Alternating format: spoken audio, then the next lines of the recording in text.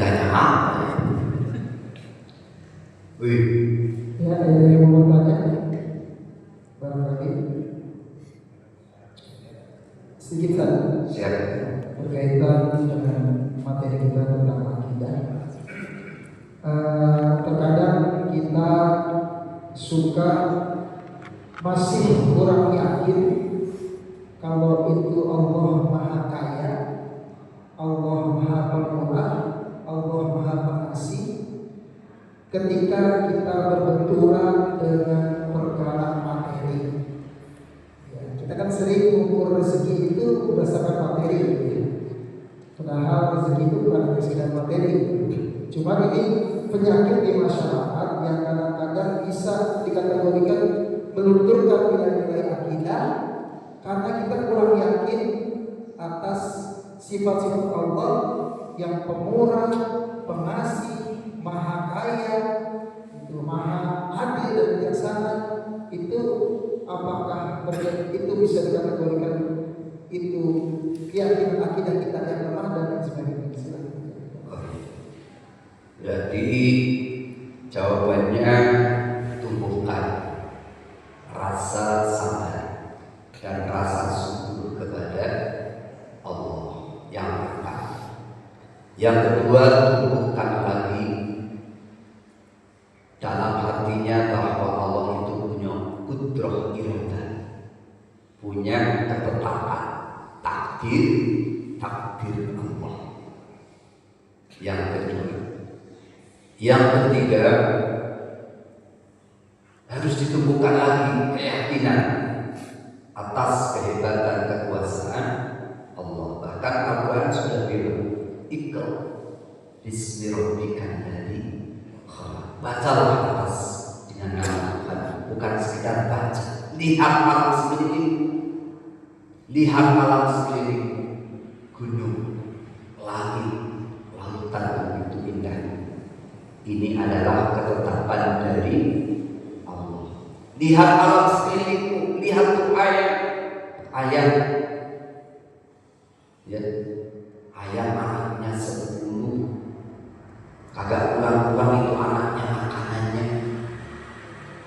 Masa kita yang lebih akal pikiran masih kagak yakin kalau Allah itu Maha memberi rezeki, kita juga yakin saja.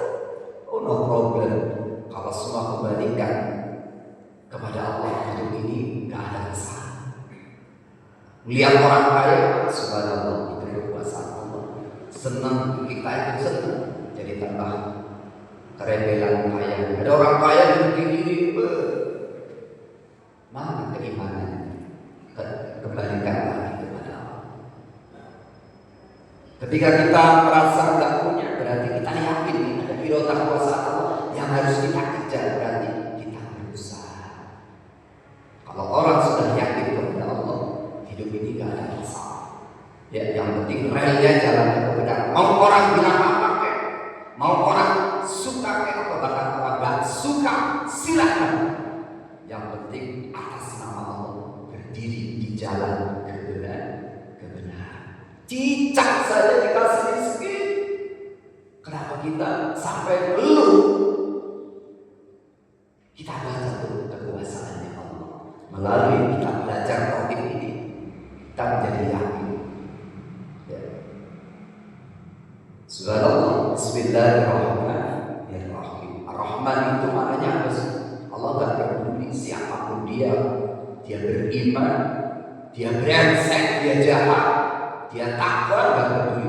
Tetap Allah kasih rizki. Cuma jemputannya kita berusaha. Tapi ingat ar-Rahmannya Allah cukup hanya untuk orang-orang yang beriman saja di negeri akhirat. Jadi kita gak usah kirim mereka, oh kita sholat, kita majlis di rumah. Kenapa ya? Kagak kaya-kaya.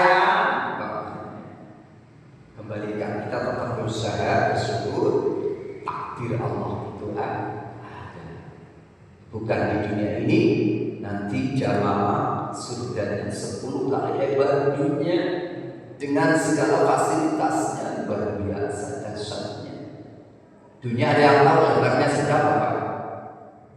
Ada yang sudah mengukur. Itu Bukhari Muslim hadisnya. Penduduk terakhir yang masuk surga 10 kali lebar dunia. Ya Bapak yang nomor 1 bagaimana surganya? Subhanallah Allah. Berarti kita harus yakin nih mulai hari ini udah gak usah risau kalau tentang dunia ini. Tugas kita hanya berusaha berdoa, berbakti kepada Allah. Yakin akan dicukupi oleh Allah Subhanahu wa Ta'ala. Seperti itu Ustaz. Ya. Barangkali kita bakal mungkin memang sering kadang-kadang kita suka seperti itu, terbesit ya, kita tidak munafik di dalam pasti kebanyakan umumnya kita akan terbesit permasalahan itu yang sehingga mengikis keyakinan kita bahwasanya rezeki sudah diatur sama Allah. Bahkan bisa jadi nanti kita sudah dikasih kisi-kisinya sama Allah, tapi kita enggan jalan itu sesuai dengan koridornya, relnya Allah kasih. Cuman kita ikhtiar di sini kurang, kerjanya udah tol, udah giat. Cuman relnya tadi rambu-rambunya yang Allah kasih, kita nggak mau jalaninnya. Memang syariat itu mudah diucapkan tapi berat dikerjakan. Barangkali di situ tambahannya. Insya Allah kalau kita sudah pada relnya sesuai dengan koridornya, ya rezeki sudah Allah takar, sudah ada kurangnya. Gitu. Tinggal kita bersyukur saja. Gitu. Ya silakan Pak Medi.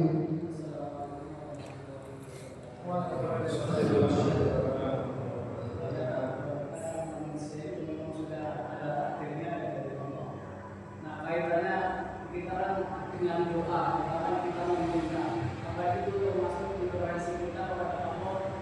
Karena kita bertanya ya yang baik, kita sedikit mendapat sedikitnya. Apakah itu salah satu cara kita untuk intervensi kepada Allah agar permintaan atau permohonan kita dikabul? Apakah itu tidak takdir itu sudah digariskan? Ya, takdir itu sebenarnya sudah digariskan.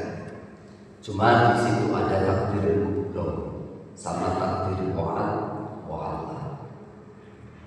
Takdir mubrom, takdir yang sudah tidak bisa berubah. Misalkan kagak tahu ilmunya sholat, kagak mau ngaji, kagak ngerti. Tapi kalau mau belajar, maka ini berkaitannya dengan takdir mu'allaq dirubah, akan menjadi tahu. Takdir mu'allaq, kita pengen selamat di jalannya pelan-pelan, bawa mobilnya santai pelan-pelan, kagak gerasa kusut, ya kan? Ikhtiarnya seperti itu, mu'allaq. Kita sudah jalan di pinggir pagar ketabrak, berarti sudah belum. Jangankan di tengah, kita sudah hati-hati di pinggir, masih ketabrak, berarti sudah belum dari sang lupa. Kita usahanya jalannya di pinggir, ya 70% insya Allah akan selamat karena itu usaha kita. Seperti itu. Tadi yang ditanyakan, Apakah kita sering berdoa kepada Allah? nah iya. Intervensi kita kepada Allah. Nah iya. Justru doa itu memang Allah suruh. Ya, bahkan Imam Ghazali mengatakan takut doa maksiat. Orang yang meninggalkan minta, orang yang meninggalkan berdoa kepada Allah itu disebut maksiat. Lebih tinggi lagi sombong. Tapi orang yang nggak pernah, aku kan orang berdosa, Ustaz. Kira-kira diterima maupun berdosa maupun kakak, yang penting ya masih penting lah orang berdosa masih mau minta kepada Allah. Cuma syarat doa memang di situ ya, taubat dulu. Ada kalanya begini, doa ada kalanya langsung dijawab, ada kalanya seminggu baru dijawab, ada kalanya 10 tahun baru dijawab, betul ya. Ada kalanya udah 15 tahun minta 3 tahun belum jadi Pak Obi sama yang ngomong ini orang jadi kan. Ada kalanya doa gak diberikan di dunia ini. Kalau diberikan gak kuat ini hamba. kasih 100 miliar kagak kuat nih, suku kagak ada lagi. Tahu lancong kemana? Subhanallah. Nanti diberikan semua doa-doanya di akhirat, semuanya akan diberikan. Tapi tidak di dunia. Berarti hakikatnya doa itu tetap dijawab. Gak ada yakin berarti subhanallah. Gak ada doa yang gak ada dikabulkan Allah. Biarpun dia orang berdosa, gak ada doa yang tidak yakin semuanya dijawab Allah. Cuma ada kalian tidak di dunia, di negeri akhirat. Allah sayang pada yang fasik, yang berdosa tapi mau bertobat, masih mau berdoa. Rahmat-rahmatnya Allah itu lebih hebat. Subhanallah. Seperti itu. Terima kasih.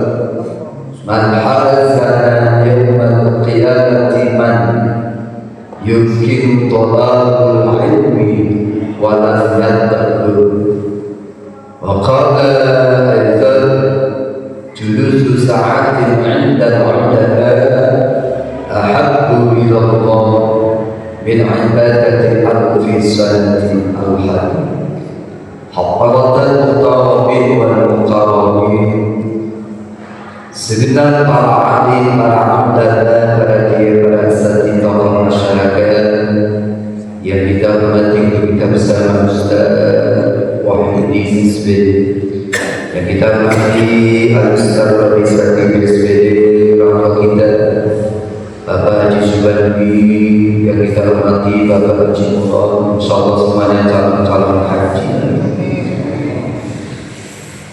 Segenap para ustaz, Bapak RW, Bapak RT,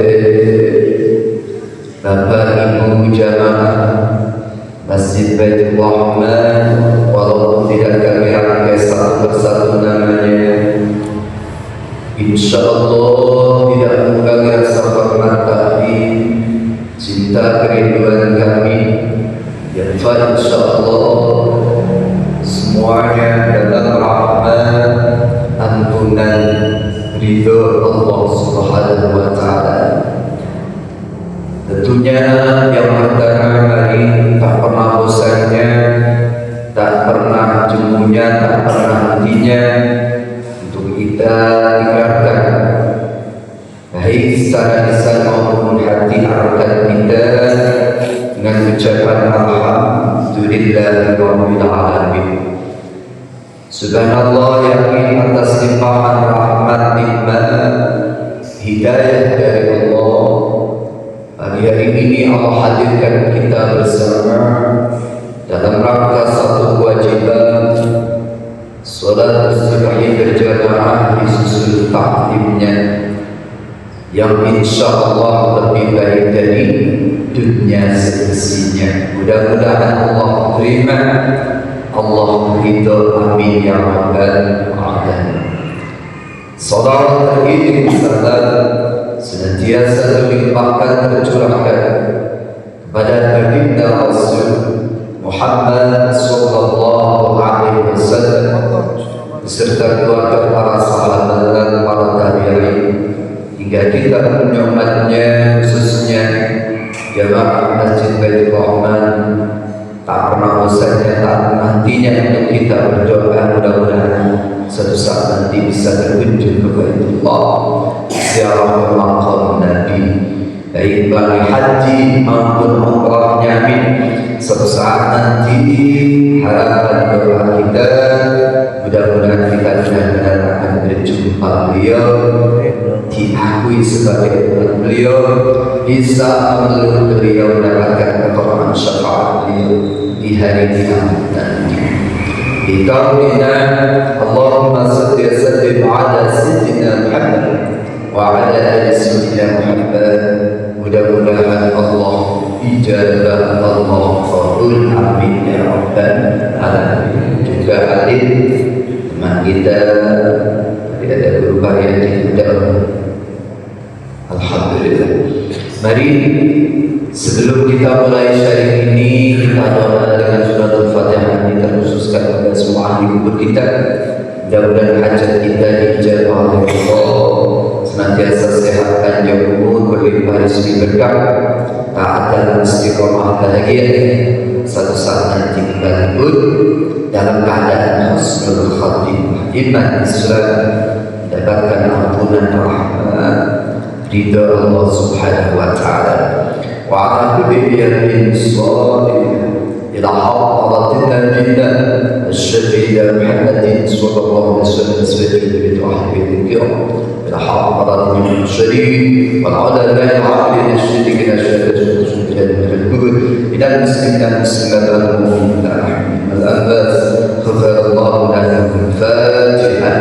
أعوذ بالله من الشيطان الرجيم. بسم الله الرحمن الرحيم. الحمد لله رب العالمين الرحمن الرحيم مالك يوم الدين إياك نعبد وإياك نستعين اهدنا الصراط المستقيم صراط الذين أنعمت عليهم غير المغضوب عليهم ولا الضالين. رب اغفر لي ولوالدي المسلمين آمين. Apa kabar semuanya jemaah? Alhamdulillah, luar biasa, Allahu Akbar. Yes. Masih semangat ya? Masih istiqomah.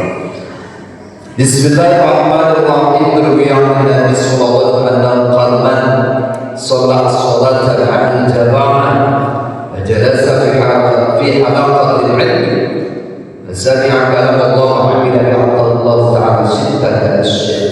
Sebagai sugesti sendiri bagaimana ya tetap semangat istiqomah. Satu pesan Nabi, man sholat ma'al jamaah wa jalasa fi halaqatil ilmi a'tallahu syiddata asya'. Barang siapa mau sholat berjamaah, setelah sholat berjamaah wa jalasa fi halaqatil ilmi, lalu dia mau duduk di di majelis ilmu. Sekali-kali aku korbankan waktu kita. Jadi sholat berjamaah lalu duduk di majelis ilmu, maka Allah akan jamin, Allah akan berikan 5 perkara. Apa yang pertama? Al-rizqu minal halal. Ayat barakatul umri wa rizqi, akan diberi rizkinya rizki yang halal, berkah, tak kunci kebahagiaan keberkahan hidup. Salah satunya mau istiqomah duduk di majelis. Ini resep yang paling jitu. Biarpun hartanya banyak, tak pernah ngaji, hatinya kadang tenang kalau risau. Tapi ternyata ada ini yang pertama, rizkinya halal, berkah. Wa yanju min adzabil qabri. Yang kedua, setelah kematiannya dikubur, satu saat pasti kita akan mati. Betul, tidak ada yang akan mati. Ya, terlalu lama juga gak enak hidup di dunia ini. Ya, ada yang pengen umurnya 100 tahun lagi, kayaknya orang ada. Yuk kita tunda saja. 100 tahun lagi kita sudah gak ada. Yang ada mungkin campak kita, cucu-cucu kita. Sekarang hari ini kita mengukir sejarah, ya, akan menjadi contoh untuk anak-anak kita, cucu-cucu kita, meneruskan perjuangan kita. Caranya akan diselamatkan dari siksa kubur setelah kematian. Suatu yang kedua. Yang ketiga, wa yu'ta kitabahu biyamin, akan diberi buku catatan, diterima dengan tangan kanan. Kok bisa? Ya, berarti dia penduduk surga. Tanda yang paling nyata ketika dia adalah calon penduduk surga, akan menerima buku catatan, diterima dengan tangan kanan. Tapi alhamdulillah penduduk neraka, tandanya akan menerima buku catatan, diterima dengan tangan kiri, bahkan ada yang dari punggungnya. Yang ketiga, wayakul, yang keempat, rizki, siksa. Yang keempat, wayakul ala sirati kaltaqi al-habib, dia akan bisa melewati jembatan sirat bagaikan kilat al-habib yang menyambar lajah. Tiba-tiba sudah di pintu surganya Allah, seakan-akan akan melewati sirat.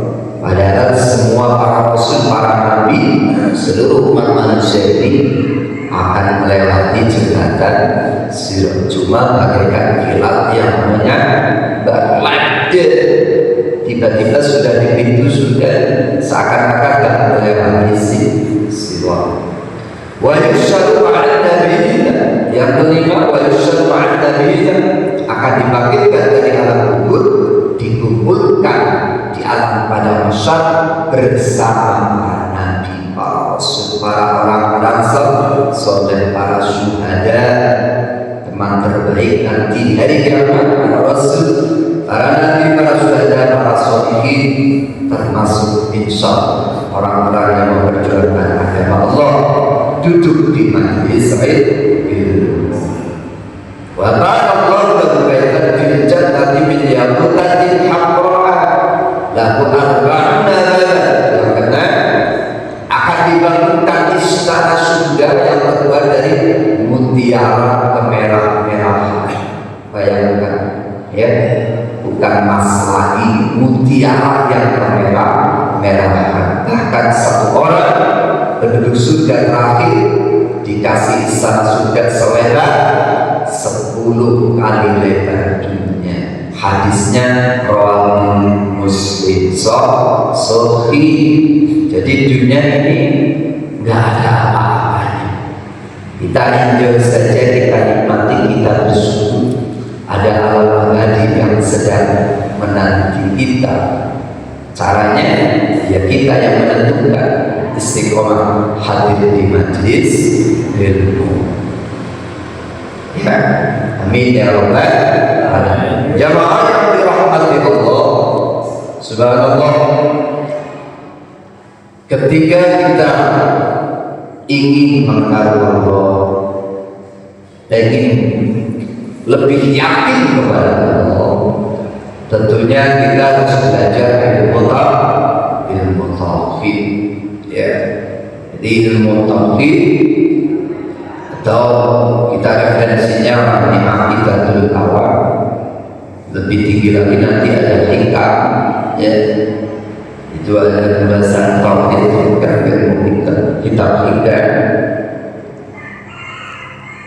Tidak lain dan tidak bukan agar kita belajar tauhid ini hati kita mantap, hati kita tambah yakin kepada termasuk Aqidatul Awam, akidahnya orang-orang awam, orang-orang umum yang baru atau bahkan senantiasa belajar tentang, ya, bagaimana mengenal Allah Subhanahu wa Ta'ala, bagaimana yakin kepada Allah Subhanahu wa Ta'ala. Di antaranya kita wajib meyakinkan dalam hati kita, ya, sifat-sifat Allah yang wajib diketahui. Karena terbatasannya akal kita, maka cukuplah 20 sifat Allah. Sebenarnya tidak terbatas, ya, karena semuanya di dunia ini atas nama Allah. Walaupun demikian, 20 sifat ini cukuplah seseorang akan bertambah yakin kepada Allah. Yang dikelompokkan sifat 20 ini menjadi 4. Satu adalah maksiat. Ada sifat maksiat ini adalah yata'allaqu bidzatillahi ta'ala, sifat yang berhubungan dengan zatnya Allah Subhanahu wa Ta'ala. Dialah sifatnya cuma satu, yaitu wujud. Allah sifatnya wujud. Wujud berarti ada, ya. Mana buktinya? Kalau Allah wujud, ya dengan adanya alam ini, dengan adanya ciptaan semesta ini. Yang kedua, sifat salbiyah, sifat yang meniadakan bahwa Allah itu kagak layak punya sifat-sifat kurang, ya. Sifat ini ada 5, dari mulai tidak kalau khalaqatul hawadits qiyamuhu bi nafsihi wahidah. Ini adalah sifat salbiyah. Ada yang ketiga sifat ma'ani, sifat yang menunjukkan kesempurnaan Allah, ya, yang dapat dipahami secara akal, eksistensi daripada sifat salbiyah ma'ani, yaitu ada 7, mulai dari kudrah, ilmu hayat sama kesokan kata. Ada pun sifat ma'nawiyah yang keempat adalah sifat yang berkaitan erat dengan sifat ma'an atau eksistensi daripada sifat ma'ani. Ada kudrah berarti qadirah, ada kalam mutakalimah. Allah mampu, Allah berarti berkuasa. Ada 7, mulai dari qadirun muridan ayat aliman syari'an basuran mutakalimah.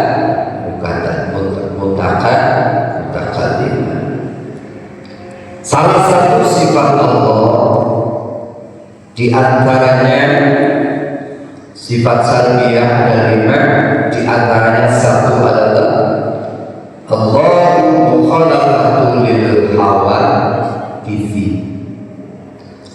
Allah itu berbeda dengan makhluknya. Allah berbeda dengan ciptaannya. Sifat mukhalaqatul hawadits ini adalah salah satu sifat yang berarti Allah itu berbeda dengan makhluknya, berbeda dengan ciptaannya. Allah tidak menyerupai apapun dan siapapun,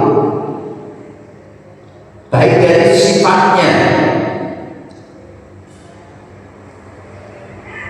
maupun perbuatannya. Sifat manusia, baik dari zatnya, sifatnya, perbuatannya. Kalau kita mah zat kita terbuat dari sari-sari makanan. Kalau Allah berbeda dengan kita, tidak ada awalan, tidak ada akhir, tidak ada akhirat. Kita mah dikit-dikit tidur. Kalau Allah nggak pernah la naumun wala. Allah la ta'khudhuhu sinatun wala naum. Allah nggak lupa, Allah nggak tidur. Perbuatannya pun beda dengan kita. Maksudnya berbeda dengan yang baru. Bagaimana?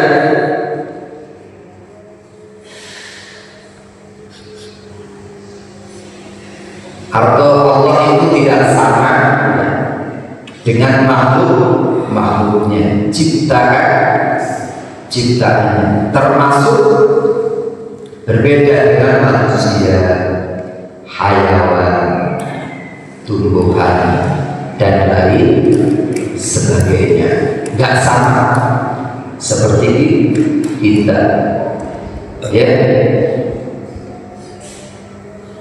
Kalau Allah punya sifatnya, kalau menurut agama Kristen ya ada tiga, ada Tuhan ayah, Tuhan ibu, Tuhan anak. Berarti Allah nikah, kan? Padahal Allah berbeda dengan makhluknya. Sebenarnya secara logika saja, makanya banyak pendeta-pendeta itu pada masuk Islam, karena dia mengadakan penelitian lintas agama, akhirnya dapat hidayah. Bahkan dalam Injil Barnabas yang asli, ya, di situ dikatakan kenabiannya, kedatangan kenabian Nabi Muhammad sudah diceritakan dalam Injil Barnabas. Bahkan dalam kitab-kitab Samawi yang lain.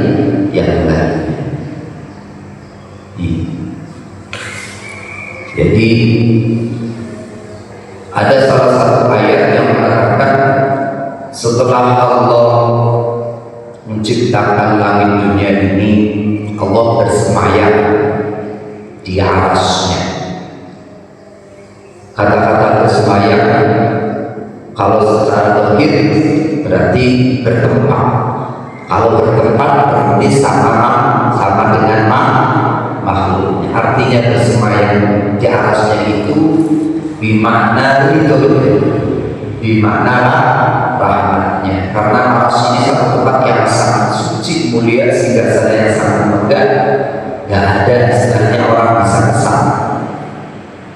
Maka mufassirin ada yang menafsirkan adalah maksudnya yang bersemayam itu rahmat, ridho, karena Allah itu tidak bertempat. Jadi maksudnya itu rahmat dan ridhonya. Mana dalil bahwa Allah itu berbeda dengan makhluknya, berbeda dengan ciptaannya? Dalam surat Asy-Syura ayat 11 yang berbunyi laisa kamitslihi syai'un wa huwas samii'ul basir.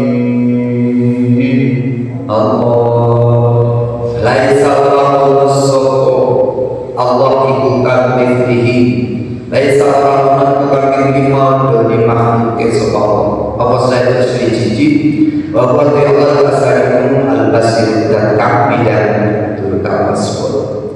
Tidak ada sesuatu apapun yang menyamai atau menyerupai Allah. Tidak ada.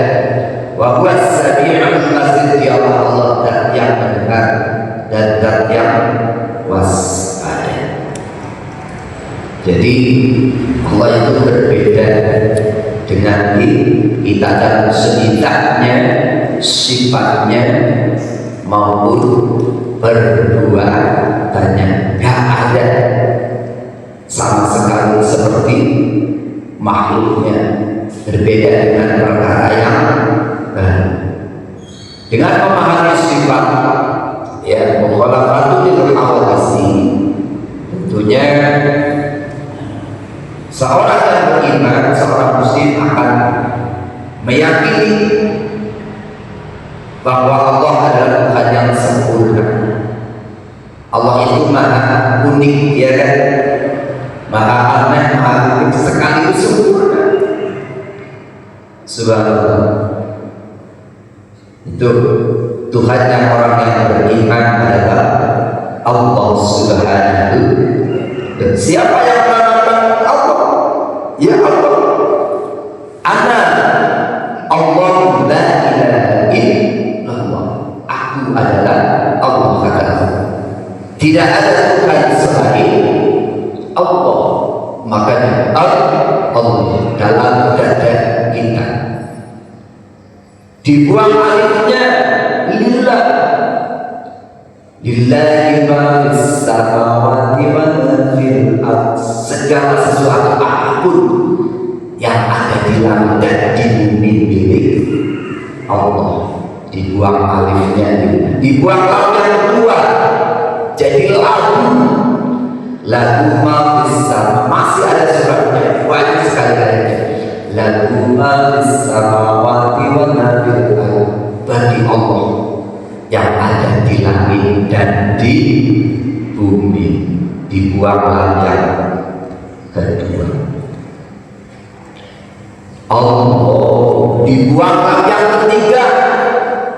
Jadi huruf ha, hu, kul, hu, wallahu ahad. Itu kata-kata huwa, ada pun Allah.